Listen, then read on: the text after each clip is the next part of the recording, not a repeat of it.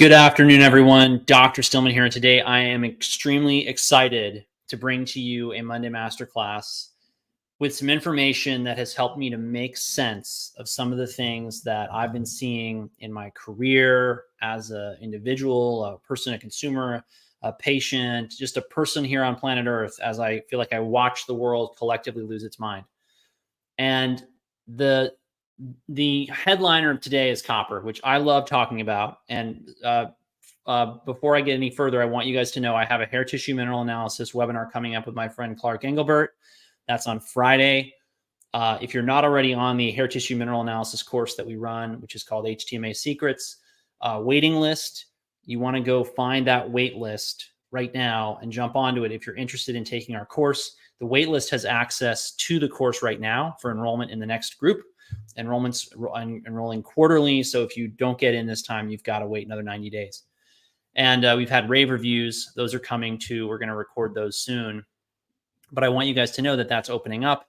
It's going to open up for everyone on the email list at Stillman Wellness early next month. About February 2nd is when we're going to roll that out after the webinar. And February 2nd is when the webinar is. But I don't want any of you watching this video to miss out if that's something that you're interested in, particularly as a result of this video, because I'm going to talk a lot about copper and the confusion that copper is causing. And in fact, how I'm very certain that copper intake today is definitely contributing to dementia. So the question came up recently on a call in our hair tissue mineral analysis course. You know, how much copper are we actually getting from copper in our food, from copper sulfate, as in pesticides? Many of you may not realize this, but copper sulfate is a pesticide. It is approved for use in organic food, and it is one of the pesticides that organic farmers rely upon to. So Patrick, if you keep watching, I will explain that question to you in a minute, but it requires some setup, right? Okay, so copper sulfate is it's an organic approved pesticide. Which means that organic farmers use it a lot. And because organic farmers use it a lot, it accumulates in soil. So all of a sudden you have soils that are full of copper sulfate. The farmers are still spraying it because it's got to be on, say, the wine grape in order to prevent the mildew or mold.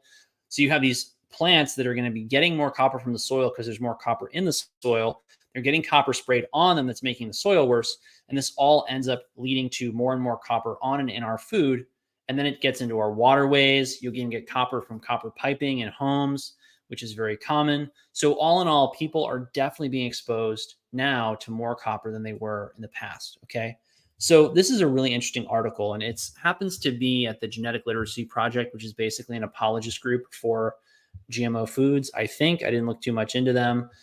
And they are apologists for glyphosate, which I think is, it's a terrible product. It's dangerous. I don't condone its use, but their article on this is really interesting. And one of the things that I think makes me different from most of the other people I see out there in my space who style themselves as experts is that I will actually read my critics. And I think it's very important, if you're going to be intellectually honest, to read your critics, look at their arguments against what you're doing, and give them their due when they're right. And these people are right about copper sulfate, in my opinion.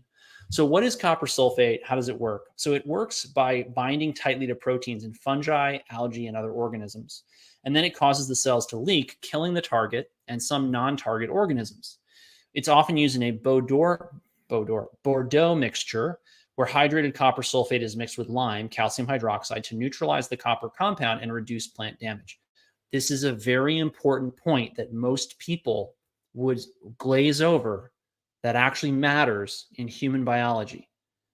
If the pH, which is what calcium hydroxide is manipulating in this context, if the pH of the chemical mixture that the copper is being applied in will change how it affects life, doesn't the way you consume your copper, the pH, other nutrients that are coming along with it, doesn't that affect how the copper is going to affect you? I would argue strongly that it does, but it is an extremely difficult thing to study in vivo, meaning in actual living people. So it's the kind of thing that people will just say forever, like more studies are needed. I don't need any more studies. I know what to do about my copper intake, and I'll explain what that approach is as we go. So this can also persist through rain and stick to plants, which also causes some of the environmental problems both farmers and regulators have seen. And that's very important, right? If it persists through rain and sticks to plants, how much copper sulfate are we getting in our diet from the copper sulfate that organic producers are putting on their food. I have big problems with organic. If you don't know this and you love organic food, I try to buy organic food, but to be really clear, the organic movement has been co-opted by the same bad actors who created chemical farming. They're not in it to make organic better. They're in it to use organic to increase their profit margins because they know that well-meaning consumers are not yet hip to the way that they've completely gamed the system to make organic food only slightly or marginally better, and maybe even in the final analysis with this copper sulfate thing, worse than some of their alternatives, right? Which is why I don't freak out when I don't eat organic food. I don't lose my mind. For all we know, the non-organic food you're eating is better than the organic food next to it because of small things like this that don't seem to matter, but I guarantee you will in the long run. Okay, so they asked the question, does organic mean safe? Question mark, not in the case of copper compounds. Okay, so just because organic compounds are organic does not mean they are safer. I actually agree with that. In fact, organic copper products are one of the most toxic chemicals used anywhere in farming.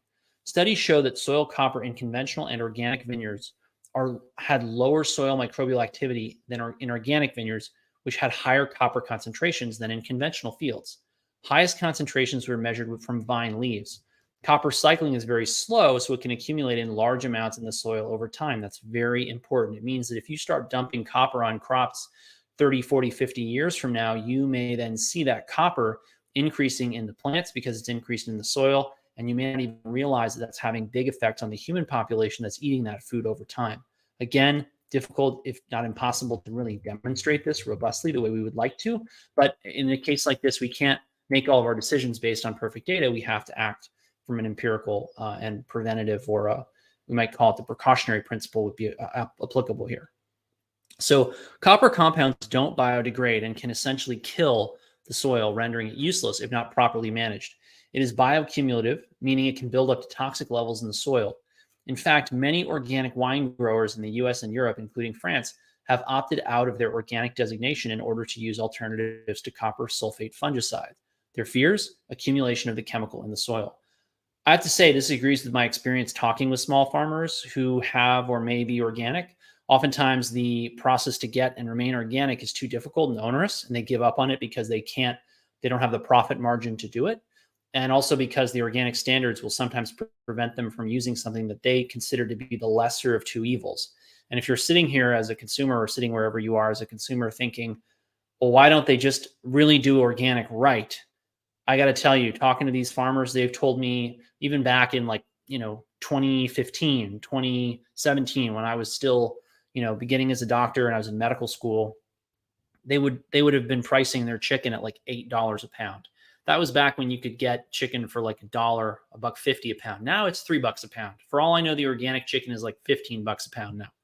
I mean, like really organic, 100% grass-fed, free range, heritage breeds of chicken has got to be really expensive. So according to the European Chemical Agency, copper sulfate is very toxic to aquatic life, with long-lasting effects. It may cause cancer, may damage fertility or the unborn child, is harmful if swallowed, etc., etc. Okay, moving on. This part was really interesting. I don't know why my app didn't highlight this. So it is toxic to honeybees, and a study showed extreme toxicity to bees in tropical environments. It was carried out in Brazil, where copper sulfate is used as a sprayed fertilizer to provide heavy metal nutrients to the soil. In addition, and unlike glyphosate, the European Chemicals Agency has declared it a carcinogen. Research has associated it with kidney cancer in particular. All right. Interesting, is that not? All right. Where is it used? All right. So copper sulfate, or bluestone as it's called, is used for a diverse array of industrial processes, but about 3/4 of the 275,000 metric tons made every year is dedicated to agriculture, which prompted me to ask the question, how much copper sulfate is the average person going to be exposed to in the average year, right? So 275,000, right? 275,000 metric tons. 3/4 of that is 206,250 tons.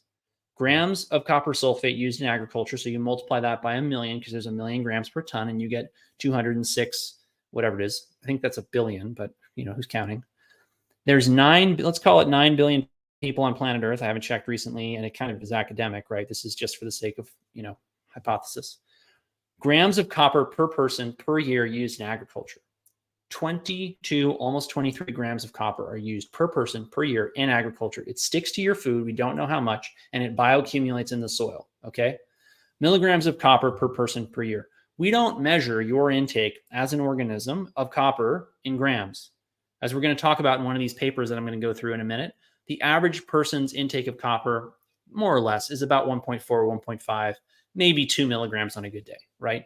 So that means that in a year, 22,916 and 6.67 milligrams of copper are being sprayed on your food. And that's assuming that all the copper sulfate being used is equally distributed across the population. I guarantee you the vegans and the vegetarians are getting the bulk of it. I guarantee you that the people with backdoor gardens are not getting any of it, at least from that source. I guarantee you that the people who are not in the first world where pesticides are used all the time because they're cheap, they're not getting this copper. So for all you know, if you're watching this in, a comfortable, urbanized, or even suburban area, right? And you're shopping at the grocery store and you live in what we would call first world country, right? This copper's for you. So if there's call it 6 billion people on the planet living in poverty who can't afford pesticides for their food, and there's 3 billion people who can, that might be triple the amount of copper per year for you. How many milligrams does that break down to for you per day? 62. Wow. And we measure your dietary intake in grams with a single digit. So to my knowledge, no one has really quantified. I mean, I'm sure somebody in the agricultural sciences has quantified how much of this is getting to the consumer. But one of the things I want you all to realize is that the people guarding this hen house don't want for this to be a problem. Because if the consumer went out and said, oh my gosh, I got to find out how much copper sulfate's in my food. I'm going to go send my strawberries to have them analyzed to see how much copper sulfate there is. That would create a huge problem for these industries. The foxes guarding the hen house, as you probably realize with the regulatory agencies, they don't want you to know how bad things really are because the people who own the politicians who appoint the regulators, those people don't want these things to come out, which is why you should join my email list at stillmanwellness.com, just in case we get banned, censored, destroyed in the algorithm. It's all happened. So just make sure you're on our list so we can keep in touch with you and help you become the best version of yourself. So bottom line, there's tons of copper being applied to our food in agriculture. You have no idea how much you're getting, but even if it's a tiny, tiny, tiny proportion of that, even if it's 1/100th, it's actually still relevant. And we're going to talk about why. So one of the top reasons for me to be concerned about copper is that in my practice, I have seen that copper really destroys people's minds. It will drive them totally insane. And this is, in fact, the inspiration for this is that someone I know recently came to me and was acting very abnormally. And I was really concerned for them. And they immediately made me think about what we call in the functional and integrative medicine world, copper toxicity, which is what you'll see when people get too much copper that's unbound. We'll see these people have often low copper levels on their hair tissue testing, but then in time, as we get them on the right protocol, you'll see huge elevations in copper as their bodies get rid of it. And they, along with that process, see that they get better and feel better and are performing better. Okay. So what's the deal with copper and the brain? So the associations of dietary copper with cognitive outcomes, the ARIC study, dietary copper intake may be associated with cognitive decline and dementia. And I'm going to fast forward through the methods, which were interesting, but not riveting, to their conclusions. Higher intake of dietary copper from food was associated with higher risk of incident dementia among those with high intake of saturated fat. Higher intake of dietary copper from food was associated with greater decline in language overall. Therefore, a diet high in copper, particularly when combined with a diet high in saturated fat, may increase the risk of cognitive impairment. If you look at the foods that are high in copper, they're all healthy. Greens, beans, certain vegetables, nuts and seeds, right? And we're going to talk more about some of those things later. But what I want you guys to realize is really simple, okay? We're not living in a state of nature. We're living in a state where tons of copper sulfate's being sprayed on our food. And I would put it to you, this is just my hypothesis, and I'm just a sometimes joke I'm just a simple country doctor, although I also joke that I'm a fancy wellness doctor. Both of those things, I think, in a way are true. We're also living in a world where we're getting huge amounts, for all we know, of copper sulfate from pesticide applications. What if we're going to do just fine with a high copper diet? And the real problem is that that copper sulfate is pushing us over into a copper toxic state. That's where I've come down on this issue, as I'm going to spin out as we go. Now, why the saturated fat copper problem? I wonder if this is because these people are not getting enough omega 6s. Yes, I said omega 6s. I know, burn me at the stake. It's a long story. We'll cover it in a masterclass one of these days. You do need omega 6s for optimal brain function. It's not like you can live without them. They are an essential fatty acid. Essential meaning you need it or you really suffer and don't do well. And then also the effects of omega 3s. We're going to talk about that in a Taiwanese study in a minute. And that's why I eat fish and I still eat nuts and seeds for the omega 3s and the omega 6s. Okay. Anyway. All right. This study, let me pull it up. All right. Dietary intake levels of iron, copper, zinc, and manganese in relation to cognitive function, a cross-sectional study. I thought this was a great study. They're in their background, they say there are still relatively few studies evaluating the associations of dietary intake levels of iron, copper, zinc, and manganese with cognitive function. So what they're doing is they're looking at these intake levels and they're looking at how people are performing cognitively. And what they found in the study is that among the study participants, the mean values of daily dietary intake were 13.3 milligrams for iron, 1.4 milligrams for copper, 10.7 milligrams for zinc, and 3.3 milligrams for manganese. Compared with the lowest quintile of dietary iron intake, the highest quintile was associated with lower cognitive score. Huge red flag right there. If you haven't watched my videos or listened to my webinars on iron, I've got multiple of these in Fundamentals of Wellness. You should know that the Fundamentals of Wellness and Coaching program, which that video is in right now and is available, that's going away. We're going to shut off entry to that. I can't remember what it is, but sometime this week, we're only letting like 10 or 12 people into the program. So act now if you want to get access to those. But I talk about high iron all the time. High iron intake is a big problem in our modern world. And so it's not surprising to me that higher iron intake is associated with poorer cognitive performance. These people are getting iron overloaded. And that's one reason why I'm often finding myself recommending blood donation for people for optimal health. Anyway, 1.4, sorry, where was I? Okay, higher dietary copper was significantly associated with poorer cognitive function. And the mean difference in cognitive score between extreme quintiles was negative 0.52. Those are points, by the way, on their tests and score that they're doing. So what does that mean? It means the higher the dietary copper, the worse the cognitive performance. Okay. We did not observe significant associations for dietary intake of zinc and manganese. Zinc and manganese are really interesting. You will find that most people do really well at some point and in some combination with zinc and manganese.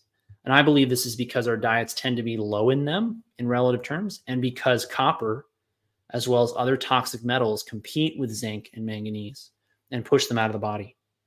And in addition to that, we actually have significant, I would call them significant exposures to MMT, which is a chemical that contains manganese that is added to our leaded gasoline. And so I think the copper we're exposed to is a way bigger deal. And you don't see high intakes of zinc in people's diets because from what I know, they're not actually used as pesticides. All right. The risks of copper toxicity contributing to cognitive decline in the aging population and to Alzheimer's disease. This is a great article. I've read this multiple times, and I'll skip the first part because it's just preamble. But he points out in this article that the epidemic of Alzheimer's disease is associated with the use of copper plumbing and the taking of copper in multi-mineral supplements, which is why I'm a big I am a big opponent of people taking copper blindly. You need that to be tailored to your unique context, your labs, your data, your case, not guessed at, okay? Food copper, organic copper, is processed by the liver and is transported and sequestered in a safe manner. Inorganic copper, such as that in drinking water and copper supplements, largely bypasses the liver and enters the free copper pool of the blood directly. This copper is potentially toxic because it may penetrate the blood-brain barrier. I review a web of animal and human data that tightens the noose around the hypothesis that copper toxicity is causing an epidemic of Alzheimer's disease and loss of cognition in our aging population. Okay. Translation. Food copper is safe so long as it's in food. When you look at how animals and plants, let alone microorganisms, use copper, they use it for all kinds of things. But when you find copper in biological systems, it's tightly bound to enzymes, and it's tightly bound within organelles like mitochondria. And the reason is that free copper is a disaster at a cellular level. Free copper is actually a significant source of free radical damage. And that's why if you look further into the Alzheimer's literature, which we're not going to review today, you'll find that there's lots of studies out there where they look at free copper levels and they look at bound copper or copper that's been complex to a peptide levels, and they find, lo and behold, that the copper that's the higher the free copper and the lower the bound copper, the worse the brain is. Okay. So I'm a big fan of looking at copper because when I see that copper is out of control, like a high serum level or a low ceruloplasmin level in the blood, that is, or even a low, let alone high copper level in the hair, I know that copper is not being handled properly. And this person needs my help to be able to use the copper that they have so that it doesn't basically destroy their biology on its own. All right. Dietary habits, selenium, copper, zinc, and total antioxidant status in serum in relation to cognitive functions of patients with Alzheimer's disease. All right. So oxidative stress plays a crucial role in the neurodegenerative process and can impair cognitive functions. In the prevention of Alzheimer's disease, an adequate consumption of dietary antioxidants may be a major factor. The objective of the study was to estimate selenium, copper, zinc, and total antioxidant status in the serum of patients with Alzheimer's disease in relation to their cognitive functions and dietary habits. I'm going to skip the methods part because it's just not that interesting. Significantly lower concentrations of selenium, zinc, and total antioxidant status and higher copper-zinc ratio in the serum of patients with Alzheimer's disease compared to healthy people were observed. Translation. People with Alzheimer's disease have lower levels of selenium, zinc, and therefore a lower total antioxidant status. Selenium and zinc are critical as parts or components of your antioxidant machinery. So it makes sense that if you had a low status for zinc and selenium, you would end up having a low total antioxidant status. Totally makes sense. Higher copper to zinc ratio in the serum of patients with Alzheimer's disease. What did I just tell you? When I see high copper, I know that it's out of control and it's creating oxidative stress, which runs down the total antioxidant status, right? And ruins the body over time. And that's why I'm so enthusiastic about fixing the copper zinc ratio in the serum and fixing the copper zinc ratio in the hair. Because wow, do people feel better when you do that. A low correlation between the MMSE, that's called the mini mental status exam score, and total antioxidant status in the serum of Alzheimer's disease patients, and significantly higher mini mental status score values in patients with TAS above the reference range were also noted. Translation, if you have a low, and the mini mental status exam is a really simple screening tool that doctors use to assess someone's mental state. So basically, the lower your score on that exam, the worse your brain is functioning. And we're talking about basic stuff like, can you remember what you had for breakfast, right? So they saw a low correlation between that score and total antioxidant status in the serum in the Alzheimer's disease patients. And they saw a significantly higher score in the people with a better antioxidant status, implying that your antioxidant status has a lot to do with how well your brain is doing. In patients with serum copper concentration above the norm, significantly lower mini mental status exam values were found. Translation, the higher your copper, the more likely it is that your brain's not working well, which is why it just blows my mind that there's people out there who are like, all of you need more copper. I almost struggle to find a worse recommendation for the average person than just blindly eat stupid amounts of copper. And I say that as somebody who actually looked at that a long time ago and thought, wow, that seems like it makes sense. I can see why people would need more copper. If you cherry pick all your data and you don't survey the literature broadly enough, you will fall into this pit and it will make you sick and make you miserable. And I don't want that to happen to you. So learn from my mistakes. Okay. Anyway, where were we? Yeah, that's about it. Okay, dietary patterns and foods associated with cognitive function in Taiwanese older adults, the cross-sectional and longitudinal studies. goal of these studies was to find dietary patterns in foods associated with cognitive function. This was a survey done in Taiwan, both in 2014 to 2016 and 1999 and 2000. They surveyed over 1,000 people both times. Here's what they found. We found in both genders a dietary pattern associated with higher mini mental status exam scores, which was characterized by higher intakes of fresh fruits, nuts and seeds, whole grains, breakfast cereals, coffee, dairy products, seafood products, and fish. Now, hold on a minute. A lot of you might say, wait a minute, I thought grains were bad. I heard they were terrible. I heard breakfast cereal was trash. Okay, what kind? Where is it from? How much are you eating? This all matters. It also matters what latitude you're at. Taiwan is a tropical country, if I'm recalling correctly. It's at least a hot, sunny place. It's not exactly cold in Taiwan at any time of year.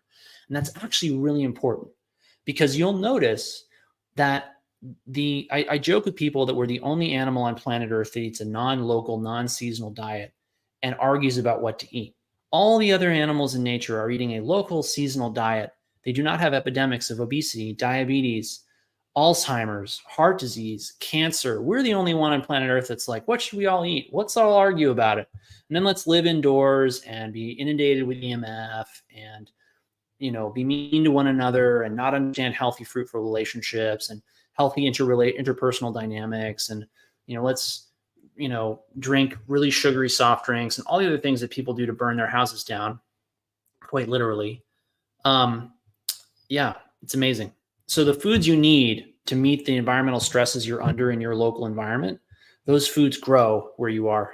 When you're in a sunny place, you need foods that grow in sunny places because they contain the nutrients necessary to deal with the extreme, intense light. I can back that up. Not right now. It's a long story. That'll have to be another Monday masterclass. So anyway, let me get back into the paper. Moreover, in women, the pattern included a few additional items: tea, eggs, soybean products, and vegetables. Presence of mild cognitive impairment was inversely associated with the dietary pattern score, with declined adjusted odds ratio from tertile 1 to 2 to 3 in both men and women. Okay, using this data as a baseline along with 11 years of follow-up, we found that the Cox proportional hazards model that higher intakes of either tea or fish, but not other foods, was associated with a lower risk of developing dementia. Higher intakes of both tea and fish were associated with an even lower risk. Let's unpack this dietary pattern just a little bit more. Okay. They said higher intakes of fresh fruits, nuts and seeds, whole grains, breakfast cereals, coffee, dairy products, seafood products, and fish. Notice what they did not say. They don't mention meats. Frankly, Taiwan's got to be a tough place to get meat because it's an island in the South Pacific, right? Not exactly a place where you're going to have lots of grass-fed beef. So maybe their beef there is poor quality, which would actually really significantly impact its effect on their health. In addition to that, the other things that jump out to me are the fish, seafood products. So the omega-3s there, selenium is there. There's a lot of other micronutrients in seafood as well as iodine. That's very important. Nuts and seeds, very high in copper, as we're going to talk about. Whole grains, also high in copper. But all of these foods are high in minerals and vitamins. They're not processed food, right? And if we know anything about nutrition that everyone can agree on, even the people who say they can't agree about anything, it's that processed food are bad or is bad, and more whole organic, natural food is good. And people will quibble and argue about the organic distinction, and I'll give them that and leave it for another day. But that's kind of the bottom line. Okay. So I want you to take away from this, right? If it was copper, period, as the problem, we might not see this association between a lower risk of low mini mental status exams. We might see that the people who ate more nuts and seeds had worse brains and mental function. Same thing with the whole grains and breakfast cereals. Why? Because those foods are very high, relatively speaking, in copper.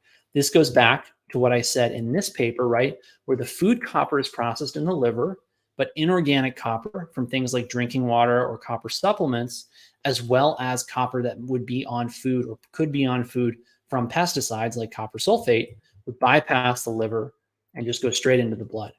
So I think that really matters. I don't think food copper is a problem. I think that additional copper is a problem. And I think that driving your dietary copper up to crazy levels without the other minerals to balance it is a recipe for disaster.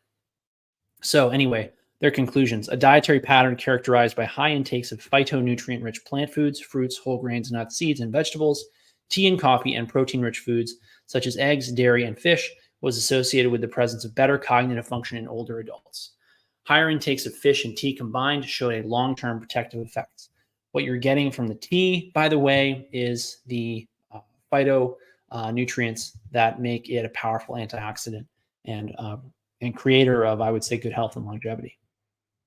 All right, let's talk a little bit more about nuts and seeds. So when I see someone and I'm looking at their dietary data and I'm saying, okay, your copper intake is low, or I'm looking at their hair and I'm saying, okay, we need to add copper to your supplement protocol. One of the things I'll do is I'll talk to them about nuts and seeds. Why? One of the things we know about nuts and seeds is that nut and seed intake actually reduces your risk of death. And if there's anything I want to do for my patients, it's reduce their risk of death, right? That's, I think, the number one goal, my goal anyway. So what I see is that people do better when they're eating a certain amount of nuts and seeds. Now I pick and choose what to recommend to them: chia seeds, flax seeds, walnuts, pine nuts, pecans, tree nuts. Are we talking about seeds like pumpkin seeds, chia seeds, flax seeds? It actually does matter for a really wide array of reasons. But you might think, or you might walk away from the copper and dementia literature and say, wow, I'm never eating high copper foods again. All I'm going to do is eat the occasional greenery, and I am going to, in addition to that, eat maybe some root vegetables, or maybe some fruits, and then I'm just going to eat, animals because they're low in copper. I don't think that's the right approach, because nuts reduce your risk of death. And believe it or not, nuts, I believe, also reduce your risk of dementia. And let's talk about it. So recent advances on the effects of nut consumption on cognitive improvement. So nuts contain bioactive compounds, including fatty acids, macronutrients such as proteins and dietary fibers, micronutrients, and polyphenols. These act synergistically, preventing age-related diseases. Epidemiological investigations have established that high nut consumption reduces cognitive impairment risk, suggesting it is useful for cognitively impaired individuals. This goes back to the fact that dietary copper from food is not bad unless you get it in some kind of crazy overabundance or excess, and if it's not balanced by these other minerals. One of the things that's interesting to me about this paper from Taiwan is this: if you're eating a lot of these copper-rich foods, but you're also eating protein-rich foods, you're also going to be getting things like manganese and zinc. And that's another thing about nuts that's really worth mentioning. Many of them actually have more manganese than zinc.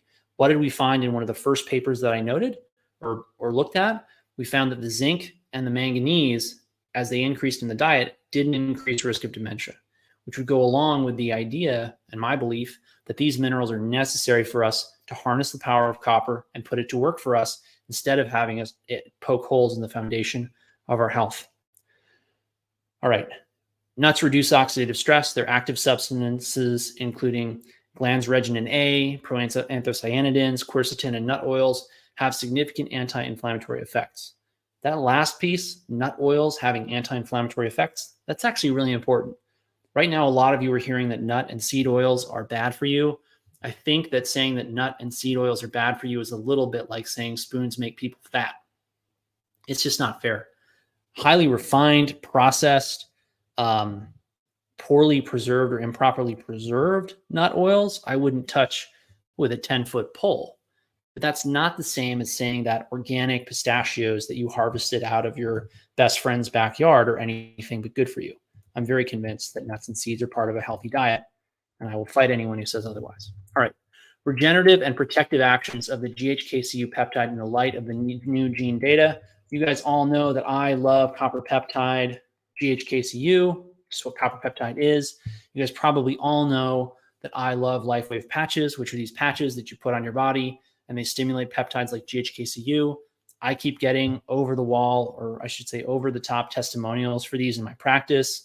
People are telling me that scars are going away, eyebrows are growing back, long-term injuries and pain is being mitigated. I mean, it's great. I love it. I love it so much that now I give people in our executive physical program a sleeve of X39s just because I want them to get the benefit, and I don't want to find out if they're actually going to buy them from me. I just want to include it in their package. And we've had some pretty amazing testimonials out of that. Like the other day, a woman told me that She had an elbow fracture and she had ulnar nerve entrapment, and she couldn't use her hand. Her hand was just frozen. And she waited a month and a half for it to heal, and it wasn't getting any better, like zero improvement. She starts using the X39 patch. 10 days later, she tells me she had 40% use of the hand back. That's amazing. I'm very pleased with that result, which is why the X39 patches are what I start people on. So anyway, what does this have to do with copper? I hope it's obvious. One of the reasons copper creates problems for people is that it's not harnessed by things like peptides and proteins. So the copper binding peptide GHKCU is a small, naturally occurring tripeptide present in human plasma that also can be released from tissues in case of an injury. Since its discovery in 1973, GHKCU established itself as a powerful protective and regenerative ingredient, which is currently widely used in skin and hair products. It is used and it has all these benefits. And I won't go over all of the benefits, but let me tell you, I see this in the people all the time who come to me who are on the X39 patches. They tell me these are amazing products and they're really happy with the results. And this is why they're seeing that benefit, right? One of the reasons why I love these patches is that I am really concerned about the effects of unharnessed copper on the populace. And I am sure that this is part of the solution to all this copper running amok and destroying people's lives, as I'm sure it is. So you can learn more about that by going to my link tree, which is in the description of this video. The HTMA webinar I alluded to, Minerals in Your Mind, will be on Friday with my friend Clark Engelbert, and we will be talking about this topic as well as others. You can find out about LifeWave patches through my link tree by going to the Unlock the Power of Copper with LifeWave patches. And if you don't know already, this is a Monday Masterclass. Monday Masterclass is something that I put out from my Substack, stillmanmd.substack.com. You can sign up and subscribe there if you would like to get a notification when this video is done every week on Monday. I'm actually going to be changing it to mornings soon, but it'll still be done on Monday. And if you want to join the list at Stillman Wellness so that you can get notifications about our webinars, HTMA courses, other courses, just go to stillmanwellness.com, enter your email, and you will get 3 emails, usually a week, letting you know about everything that we're up to. So as always, everyone, thank you for watching. Take care. Have a great day. And don't forget to get outside.